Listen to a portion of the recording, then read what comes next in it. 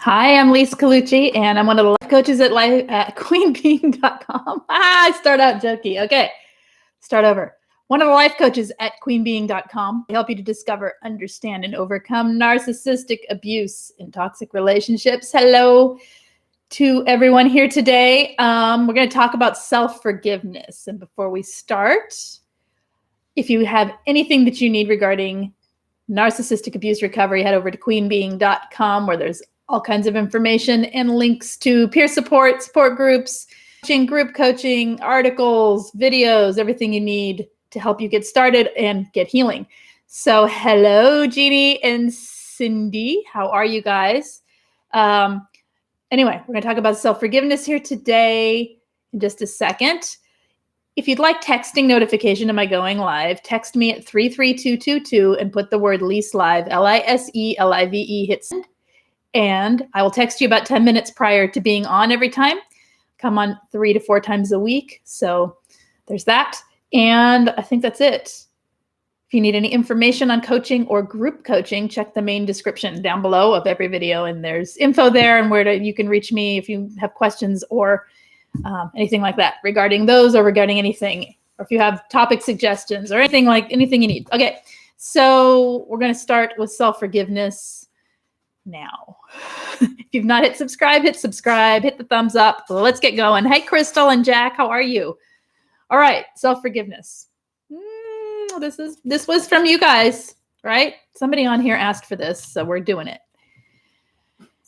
It's about seeing your flaws or your mistakes as being as much a part of who you are and your individuality as your strengths. All right. It's about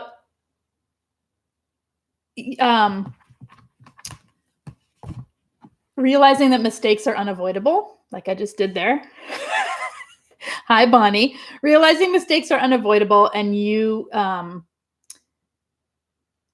that you didn't know. When you're leaving a narcissistic relationship, a lot of people blame themselves for not seeing and realizing that you couldn't know what you didn't know, that what you couldn't see or maybe could see, but were being manipulated and groomed, so you stopped seeing. You couldn't know then what you know now. All right.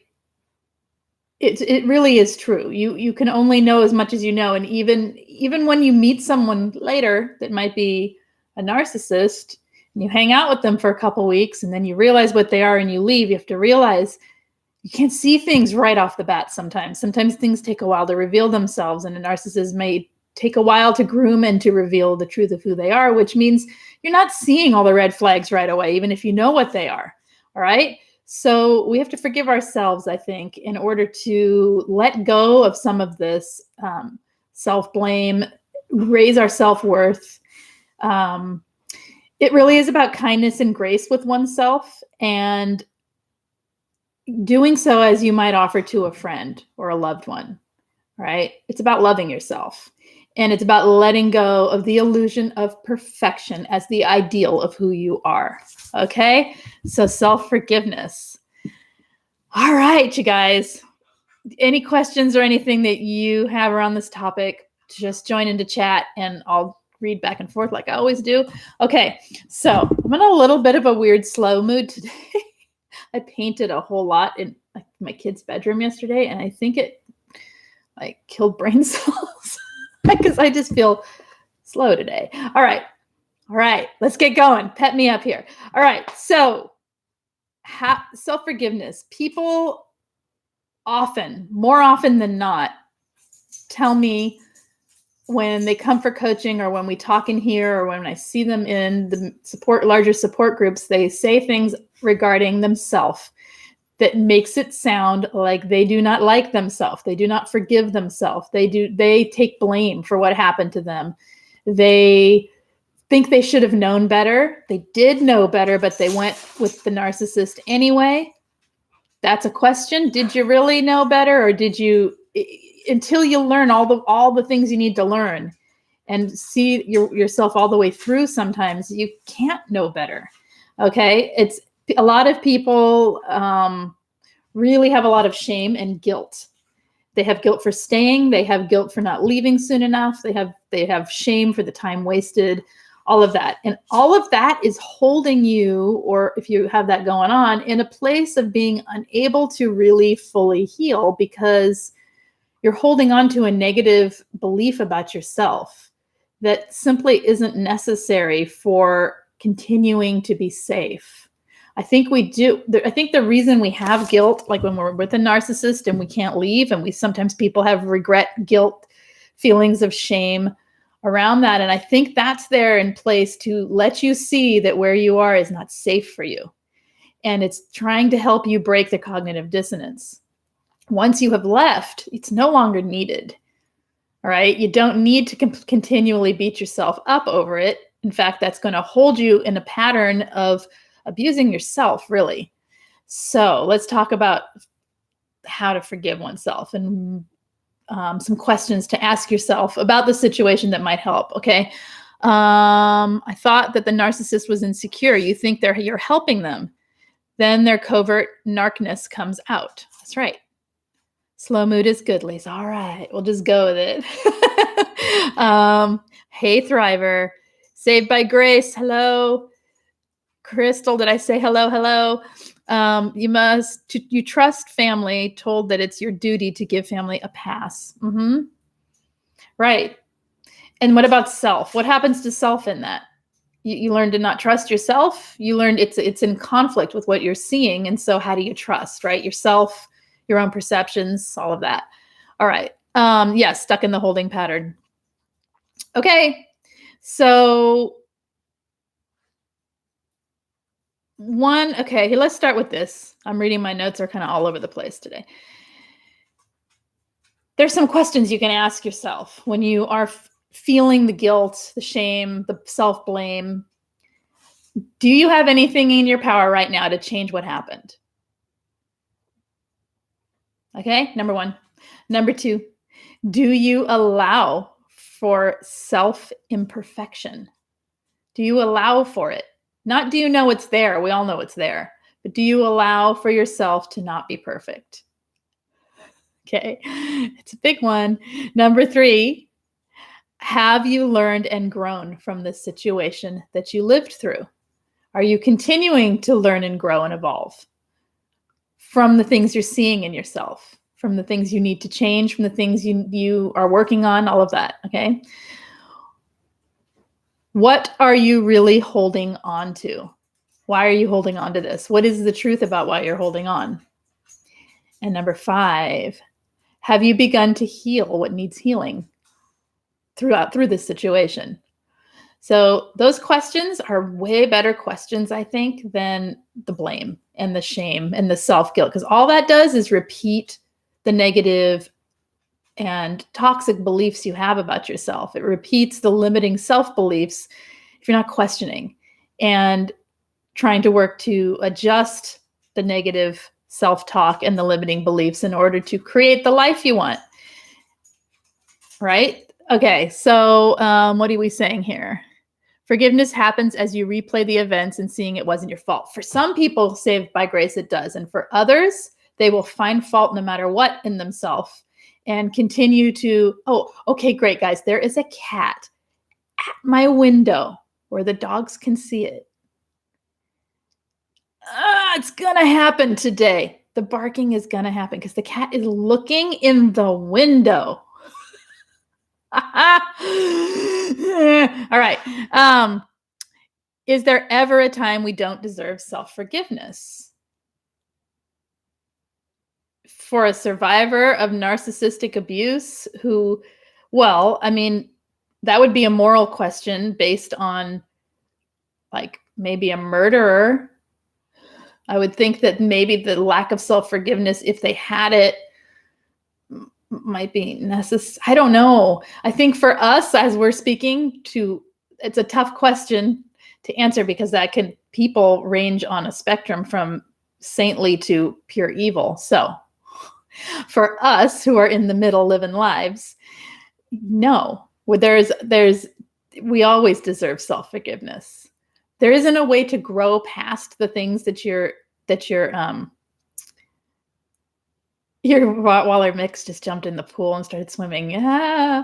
All right. There isn't a way really. I think it keeps you stuck if you can see, because the blame and shame is like, it's like an anchor weighing you down, right? It doesn't let you evolve because you can't let go of the blame or shame. You're holding on to that instead of seeing what it is you need to see. So if I feel guilty about lying to someone, and all I do is sit there and feel guilty, sure, it stops me from lying again, maybe, but it also isn't let me getting to the root of why I lied in the first place. Maybe I lied to a narcissist in the relationship and was sneaking something, like having to spy on them, okay? And I feel guilty for spying on them because that's wrong and it's against my... So when you're with a narcissist, they're pushing you up against your boundaries and plowing right through them. They're pushing your own moral compass, and you start doing things, saying things, reacting in certain ways that are not the way you would in a healthy relationship, or even in a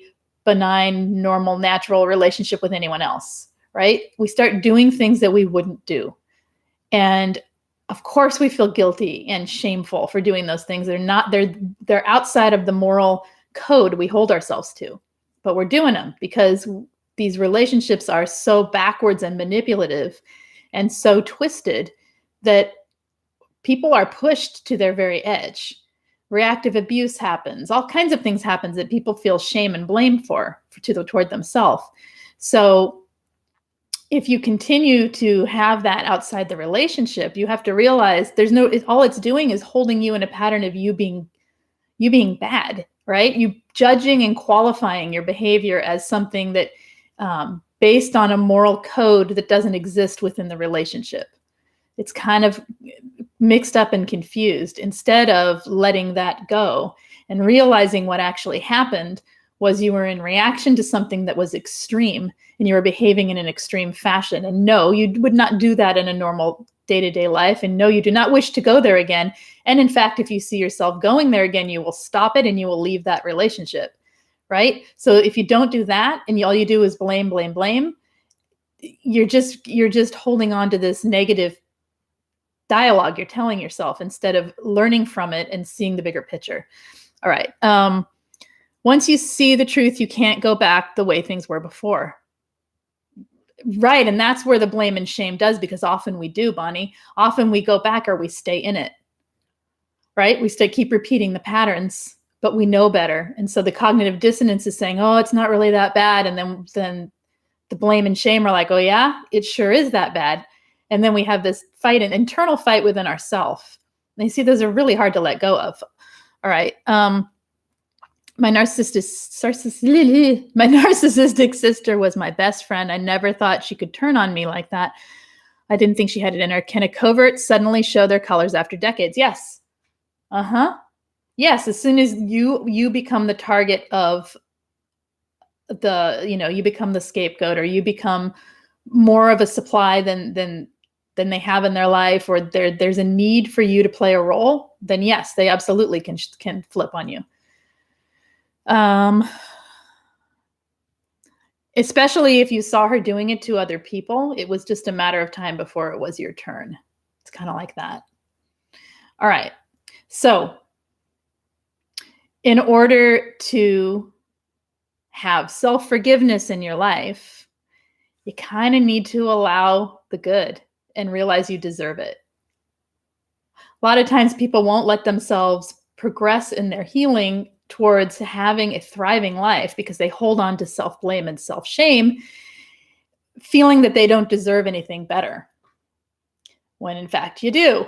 Okay? You can prove you do by looking at every other survivor out there and asking yourself, do they deserve good? They do. They finally deserve their turn to have something good. They deserve their life to be better. They deserve, you can see the good in the other people. You got to look at it in yourself too and realize you deserve it and allow it. How do you allow it? You look toward it instead of looking back at the things that's blame and shame. It's kind of a thought loop, right? So interrupting the thoughts and replacing it with, I deserve some good in my life. Okay. All right. My sister became suddenly bossy and pushed the limits until I stood up and said no more. I can't believe I didn't see it. Yep, cognitive dissonance.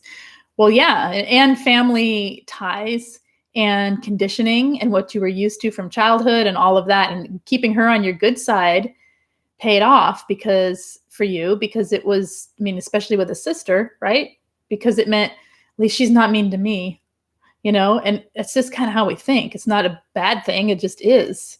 And I think not seeing it, I think that's really natural and normal in families, Bonnie. They're like, it's sort of like when children grow up and they're adults and the spouse that is the survivor leaves the narcissistic partner, and the children don't understand and almost turn on the survivor saying, how could you leave that person? Why did you do that? And then when you tell them, they say, oh, it wasn't that bad. Or yeah, he was mean to you, but he's not that bad a person. Or she's not that bad a person, right? They can't see it, even though they lived with it, even though it's probably happening to them because they haven't been the main target yet. Okay. All right. So I have to hold this closer to my face. Can you take responsibility now for your emotional healing? That's another question to ask yourself.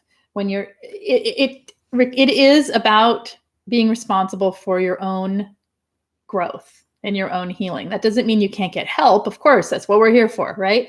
And it doesn't. And then sometimes asking for help is the thing you need to take responsibility for the healing, right?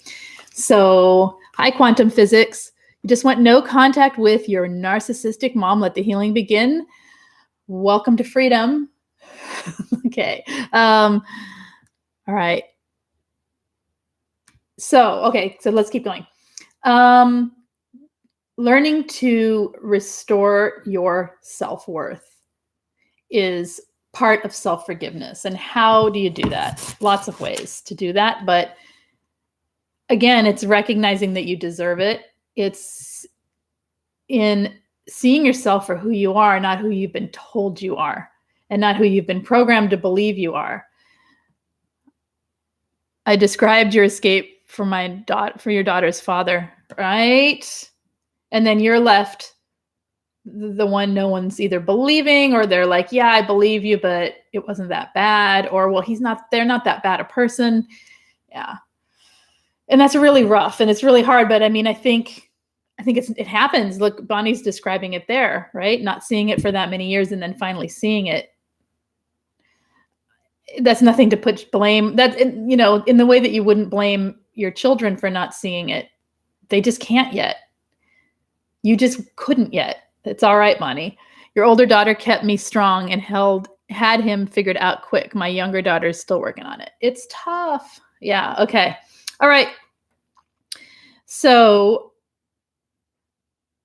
restoring your self-worth, renewing things that you once loved about yourself. This self-forgiveness is a huge step in building self-love and self-acceptance. Through self-acceptance, you can find the self-love, right? So restoring things you once loved about yourself. If there was nothing, there's some little thing, you can find it. If there was nothing, or you have nothing to restore, maybe something that you loved in life that made you feel like yourself. Sometimes going at it like directly and trying to forgive yourself mentally in your brain isn't going to work. Sometimes it's about doing things, seeing different sides of yourself, seeing that you're a good person, interacting with people, watching people's reaction to you when they say thank you, actually take it in. When someone says, wow, I really appreciate you, feel it. Don't fight it. We want to fight the good off because we're so unused to it and we don't believe we deserve it. But you do. Okay. Okay. So also here, I kind of said this, but I'm going to repeat it. It is natural and right to see that staying with a toxic person is wrong. It's wrong for you. Okay. And it's natural to have guilt and shame around that because we can't leave. Because we're trauma bonded, because we are confused, because we are financially abused, because we are trapped for whatever reason, we don't get out right away. It's not like people wake up, they go, whoa, that's a narcissist next to me, and they pack their bags and go. That's kind of rare. It usually takes time to like claw your way out, right? So while that's happening, you're still interacting within the relationship, and it feels really, there's a lot of contrast between what you know is right and what's happening. And of course that causes the guilt. I'm going to say it again because I am repeating it because that is simply your warning system telling you to get out. All right. That isn't your signal that you're a bad person. It's your warning system saying, get out of there and fight the cognitive dissonance. Listen to me instead. Listen to this. If you feel shame because you just, had cooked a giant meal for a narcissist and did all this wonderful stuff for this person that you know is toxic, and you feel guilty and shame about it because you're not honoring yourself, that's your warning sign to get out of there. That isn't your signal that you're a bad person. Okay? I think we need to change our perspective on how we see these things in order to, just that alone helps me let go of a lot of shame and a lot of guilt. Just knowing that, oh my gosh, that was my warning system. That wasn't me seeing myself in a negative light. That was me trying to tell myself, don't listen to the cognitive dissonance. Don't listen to the emotions you think you feel right now. Just get out. And it takes a while to get there, right? All right. So trauma bonded times 4 in my case. You're trauma bonded to a system, and I still need to do the narcissistic system because it's fascinating to me. But you get trauma bonded to a family. You're trauma bonded not only to one person, but you're trauma bonded to the entire way the system plays out, the way that the roles that you have to play within the relationships that are within the dynamic of the family. And that gets really complex, doesn't it? And yes, it's very difficult to extract yourself from it because you need to extract yourself from the whole thing, the whole system, the broken system, and stay far away from it and then become the person you're meant to be outside of that system, which is, who knows? You've always been in the system, plugged into it, right? So, and where in this does self-shame, self-guilt, self-blame come into play that would be beneficial? It doesn't. The only time it benefits you to have these feelings of shame and guilt and all of that is when it's telling you to get away and it's warning you to get away or to not do that thing again because you truly hurt someone. But with the context we're talking about, in the context of the reasons we feel it from the perspective of a narcissistic abuse survivor, I can't see another reason to have it. It won't keep you out of a toxic relationship in the future. What keeps you out of that? Self-worth. Self-blame can drive you right back into it. It can drive you into another one. Self-worth, self-validation, self-love, all of that's what keeps you away from toxic people because your tolerance for it becomes this big and your standards are way up here. Okay. So yeah. All right. It is like it is a narcissistic cult. You're right. It is. The system is, and it happens not just in families. That's why I want to talk about it. I just got to get my brain around how to talk about it. All right. Okay. So, when you leave the narcissist system, they brutalize you in a horrific way. They shun and bully and smear. And you know what? Because you are no longer in contact with them, you don't let it get to you. I realize those are words and not, it does get to you, of course. But it can mean leaving a whole town. It can mean restarting your life. It can mean, if you're in a church, it can mean leaving that church. If you're in a social group, it can mean leaving that social group. I've had people talk to me and say, but I don't want to leave. I think it was like salsa dancing. I really like my salsa dancing group, but the narcissist is there and so is another narcissist and all these flying monkeys. What do I do? The only thing I can think of is leave the group. It isn't worth it. Find another group, find something else you love. Yes, it's a shame and it's painful and it's not fair that you have to be the one to extricate yourself from something you love and you enjoy. However, is it worth the suffering that's going to be there with this. You can't make the toxic person leave, and you cannot convince the group that that person is toxic. They already know. They just let it slide because, again, it's not happening to them. Because that's how people are. Okay. There's not very many of us that will stand and not tolerate it for a group. Because you know what that makes us? The scapegoat. It makes us then a target. And there's not many of us that'll do that. There's not many people that have lived through enough of it to know that it doesn't matter, that whoever is going to listen to the toxic person isn't worth my time. There's not a whole lot of people that'll do that. So a lot of times we lose entire chunks of lives, and only in order then to rebuild them somewhere else in other ways. Okay. When you leave the narcissist, means having to discover a whole new identity. It can, but you know what? The identity you have as the scapegoat, let's say, isn't your identity. The identity you have within the narcissistic system isn't who you really are. That's where they put you. That's the role they told you to play and they force you into. So the new identity is kind of a good thing. All right. Finding your true self. They try to get me by smearing my character to my grown children, trying to turn my own kids against me. Family narcissists will sink to lows. I know. And that is really difficult. All you can do is be your best self and not react to it in order to maintain the calm presence that you have so that you aren't playing in exactly to the smear, right? Okay, I'm going to keep going with this one on self-forgiveness. Got off topic there, but that's okay. It's a good topic to talk about as well. All right, so how to find this self-forgiveness? We talked about some questions to ask yourself, and we talked about some of the reasons you would want to forgive yourself. So how? Well, talking it out, talking it through, getting new perspectives. This is a great place for therapy or coaching, for group coaching as well, because having the perspective of somebody else reflecting back to you who you really are, showing you your worth through listening to you and validating you can be really useful for this.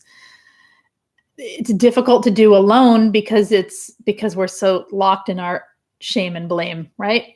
So sometimes that can help. Journaling can be really useful here to see exactly what it is you feel about yourself and say what you need to say on paper can be useful. Meditation. So a lot about all of this healing is coming into the present moment and being present to the moment, which I'm just now starting to get here today, is helped by meditation, mindfulness meditation. If you can only do 5 to 10 minutes a day, that's awesome. That's something. And it does help. It's not something that usually helps immediately. Usually people feel something pretty quickly, some calm or at least during the meditation, they might feel some ease.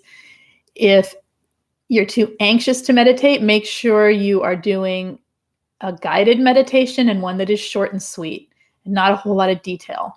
Just breathing, being present, letting the thoughts float by, letting the emotions float by, breathing again, and then opening your eyes.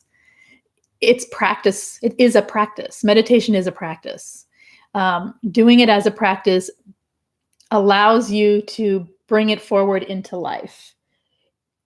Okay, into your life and into the way you function in life. It helps. Personally, I can say it's helped me to calm when things need to be calmed. When I'm not feeling especially grounded, it helps me come to just be in the moment. Helps you to be like right here in the moment, which is something easy to say and hard to describe. So meditation can help. And the reason is if you're in the moment, you're not projecting the past into the future. When you are in a state of blame and shame, you're projecting your past into your future, saying, this is what happened, and I'm a bad because of it. Boom, into my future, I will always be bad. And I'm a bad person, and whatever it is you're saying about yourself. So mindfulness. Okay. With that said, we do need to feel what we need to feel. Sometimes there's a story about we're telling ourselves about this. I'm guilty because this, I'm guilty because that one. Really what's happening is You need to grieve a little about what happened to you, and holding on. It's easier to hold on to the negative self-talk than it is to let go and just grieve for what happened to you. Because if we take a little bit of ownership and through blame, not ownership through healing, but ownership through the self-blame, then we don't have to feel the pain of what we need to feel. And sometimes we do need to go through the grief and feel what it is we need to feel about what happened. All right. So it can be a block to healing because of that, just that alone. All right. Let's see. Okay. This is my favorite one. When you are feeling your self-worth is low and you're blaming yourself. I'm 1 and 3 months no contact, says Bonnie. First year was the hardest. Had night terrors and it went away, but recently came back. I don't know why. Something triggered it. Something you need to learn. Write the dreams down and either share them or message me them. Yeah. Something maybe triggered it. There's something you're trying to heal. You're trying to work through. Don't know. It is the key to the door of freedoms of quantum physics. It is, isn't it? It is. So, okay, my favorite one, I didn't finish my sentence. I'm sorry. When you are in a state where you are feeling your self-worth is low, you're not good enough for something, you are blaming and shaming yourself, and you're not forgiving yourself for what happened to you. You are not forgiving. If you can shift the blame and shame into a learning curiosity about what it is you're needing, what it is you're seeking, a curiosity about yourself versus a judgment of yourself. You may still feel the blame and the shame and all of that, or whatever it is you need to forgive yourself for. But if you're curious about it, then it can lead you in directions that you just don't even know where you're going to go yet, which is exciting. And also motion versus stagnant. Okay. Give yourself permission to take breaks from all of it. Sometimes we just need the permission. It's okay. You don't need to think about that right now. You can do this instead, whatever. Okay. Giving yourself permission to heal. Giving yourself permission to have breaks from the constant consideration of narcissistic abuse. Having some fun and being okay with it. Allowing the good in your life. Allowing it. If you can allow, that's what I started with, allow the good. If you can allow some good in your life, it contrasts this feeling of self-hatred and self-worthlessness. And you can see that you have the capacity to find good. If we're pushing it away all the time, then of course we feel we don't deserve it. We're blocking our own path to it. Does that make sense? All right. Okay. Okay. We got this inner dialogue going, right? When you're feeling, I'm tapping, sorry. When you're feeling the self-doubt, the self-worth issues, the self-blame, the guilt, then you are most likely have some inner dialogue going there around that. So whatever's happening, you're thinking, well, that was stupid of me. It's my fault. See, I did it again. We're doing the self-blaming in the present time. It's not just retrospective self-blame for the things that happened to us. We're now taking it into the future with negative self-talk and with very limiting beliefs about ourselves in our dialogue that we tell ourselves in our own heads. You got to flip that script. You got to change it. And that took probably a year for me. That literally always change it. Nope, not going there. Change it. Find a better dialogue. Find a better way to speak to yourself. Speak to yourself civilly, minimally. Okay. Speak to yourself politely, minimally. Speak to yourself lovingly, hopefully, and humorously, even more hopefully. Okay. Speak to yourself in ways you would want to be spoken to. Speak to yourself. Not only that, ways you would speak to someone else. If you're not doing that in your head, you can change that. It's not going to change overnight. And you do catch it in the moment. You do catch it after the fact. I still catch it after the fact, right? You catch it and you go, whoa, what was that? And you just change it around. Or you go, what am I trying to learn from this? What am I trying to tell myself? And find a curiosity that leads you to better inner dialogue. And if you don't know how to change the inner dialogue, we can talk about that another time too. All right. So quit playing the recording of in your head that you are a bad person, or you are to blame, or you are. We know all you have to do, like I said before, is look at other survivors, one other survivor, and ask yourself, is it their fault? Like, honestly, is it their fault? No. I have not met one person that I have felt like, well, you're equally to blame. Ever in doing this and dealing with people that have been in narcissistically abusive relationships, I have not met someone yet that I feel that I've had that judgment, or that discernment about them. It's always very clear that there's been manipulation. There's been all the things we know about narcissistic abuse that leads you down the rabbit hole to being their supply. That's not their fault. So why would it be yours? You're not different in that regard. You're a survivor of narcissistic abuse. That's how it is, especially when you're a child or an adult child of a narcissistic parents. You were born into it. It's not your fault. And they make you everything your fault if you're the scapegoat. And so there's a lot of programming to let go of there. Okay. It's important to foster empathy for yourself as the victim. I don't use that word very often, but in this case, what I mean is when you're thinking about, oh, it was my fault this, I shouldn't have done that, I should have said that, I did this, I'm equally responsible because of that, whatever it is you're telling yourself. No, you were a victim of abuse. Find some empathy for that victim. You don't need to call yourself a victim over and over again. What I mean is just in that case, when you're thinking that way, it's a different impact than thinking I have empathy for myself and no qualifier. It's a big qualifier that is the truth. You are a victim of abuse. They are predatory. Okay, so I think of it as an old castle recorder, and I push the stop button. No, I like that. You think of it as a cassette recorder, castle recorder. Back in the castle days with my scribe. Sorry. You think of it as an old cassette recorder and push the stop button, says Driver. That helps a lot. That's a great image. If people are under 40, they might not know what that means, but that's okay. They can look it up. We have Google now. What's a cassette recorder? What's the stop button? All right. But it works. I like that. Ooh, blurry. Okay. I feel like if I don't do everything perfectly, we're going to get there. We're getting there to the perfection piece.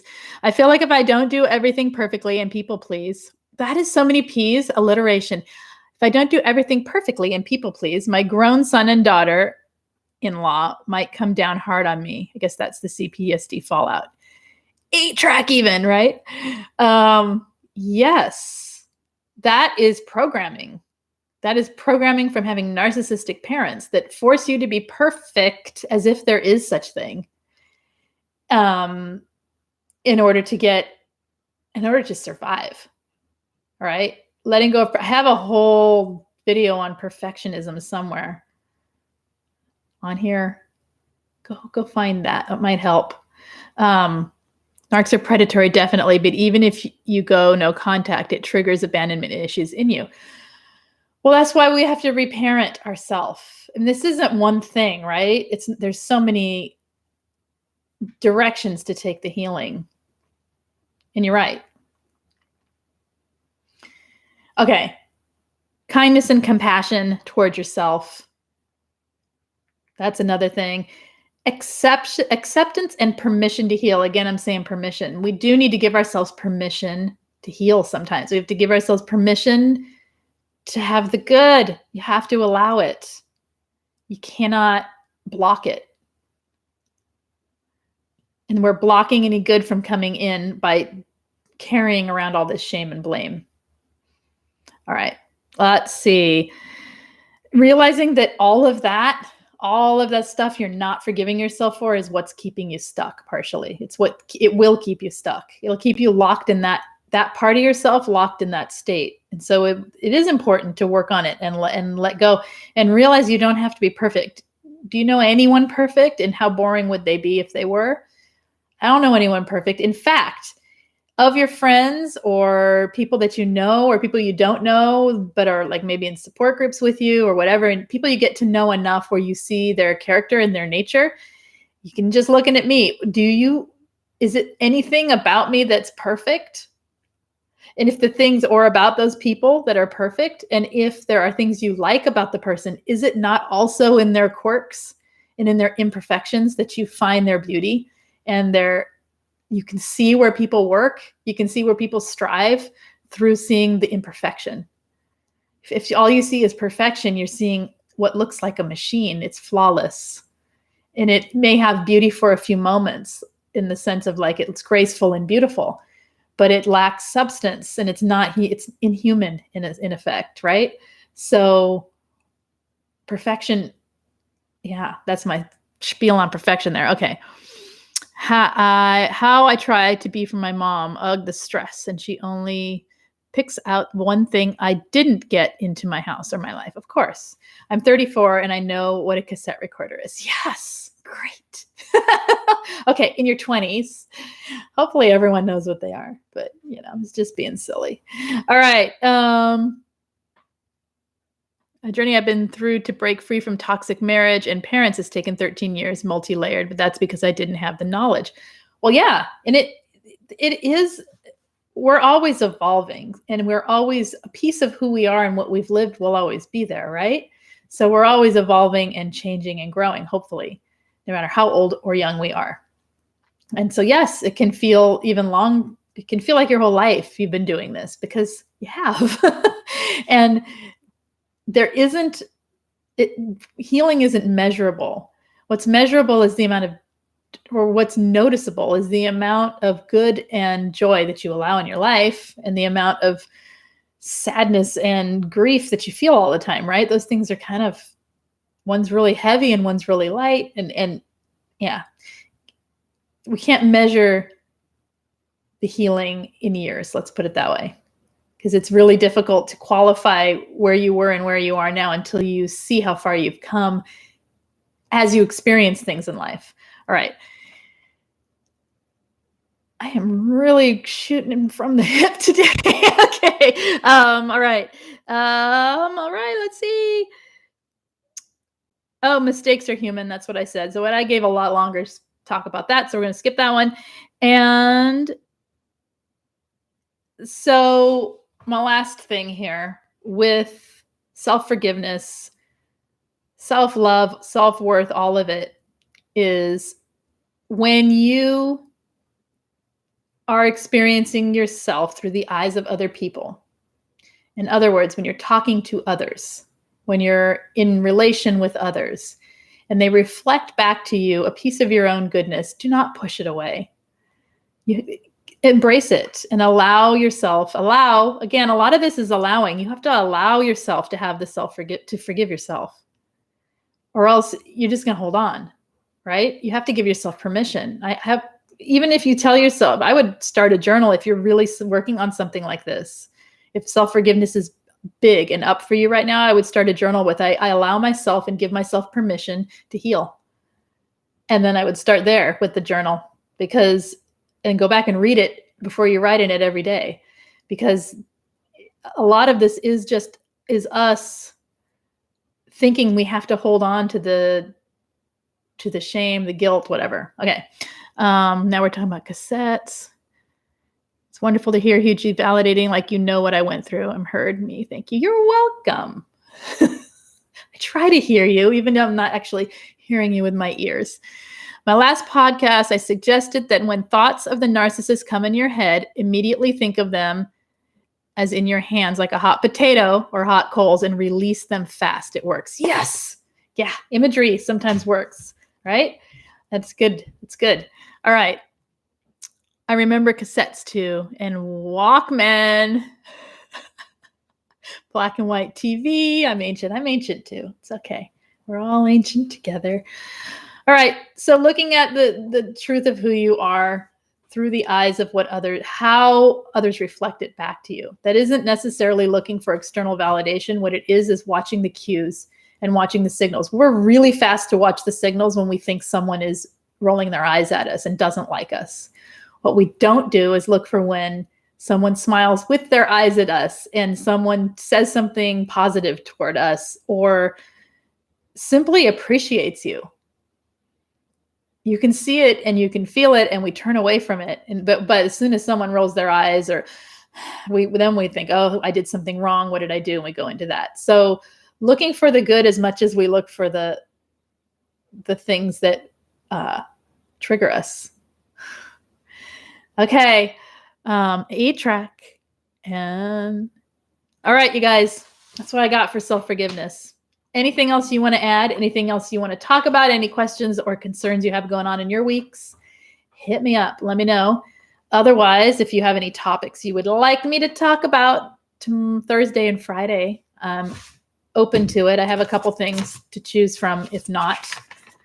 But if you have anything, now's the time to let me know. If you have anything later, if you're watching this later and you would like to ask me to talk about something, leave it in the main comments of the video, and I see them and I write them down and I try to get to them. So, okay. Anything, you guys? You good today? I'm not seeing anything, so I'm going to end. I'm going to do it. All right. You guys take care. Oh, how about the conditional thinking changes that occur? Say more. What do you mean? Conditional thinking changes that occur. Give an example, please. Imagery and how well that works to be able to let go of narcissistic thoughts. As a topic, or you're just commenting? Being silly, like there's good for the soul, laughter can be your best medicine. It sure can.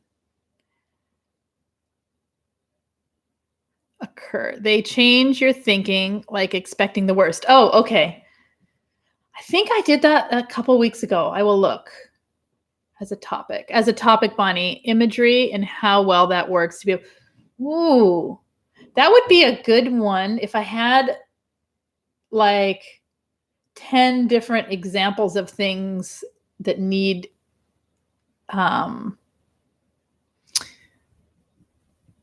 need to be reframed in one's head, like that, dropping the narcissist like a hot potato, and don't hold the thoughts. Don't engage, right? You're welcome. You're awesome too. Okay. All right. Yeah. Okay. Those are all good. I will think about that and how to do that. Okay. All right. If you would like texting notification, text me at 33222. Put the word Lise Live, LISELIVE, hit send. I'll text you 10 minutes before going live. Hit subscribe if you've not already done so, and the thumbs up if you like it. And yeah, if you need coaching or group coaching, it is going on continually. You can join anytime. In the main description of every video is a link to both of those things. So if you need it, I'm available and around. And there's some really good groups going right now. I have a group for people. It's not in the, you can email me or reach me through Facebook or whatever. There's a group for people who are still with the narcissist or very newly left the narcissist, for trauma bonds, breaking the trauma bonds, helping to get free from the narcissist. Or if you're unable to get free for whatever reason, you're unable to leave, and you're trying to cope with building your self-worth, building your self-esteem, self-love, and all of that, while still having to be, like, if it's a family thing, whatever it is that you can't, you literally, there are people who literally can't get away, right? And so what do? So there's a group that could potentially help with that. It meets Tuesdays at 11 Pacific, 11 a.m. Pacific. Should do an 11 p.m. group. Hey, guys. Should stream at midnight. Nah, you don't want that. All right. Anyway, you can reach me at Coach Lise C, CoachLisec @gmail.com if you want info on that group. If you don't see it in the main description, that's where you can find it. Yeah. Okay. That's it, you guys. You take care, and I will see you Thursday. And thank you for the suggestions. I'm going to read through them and see what I can come up with. Take care. Bye-bye.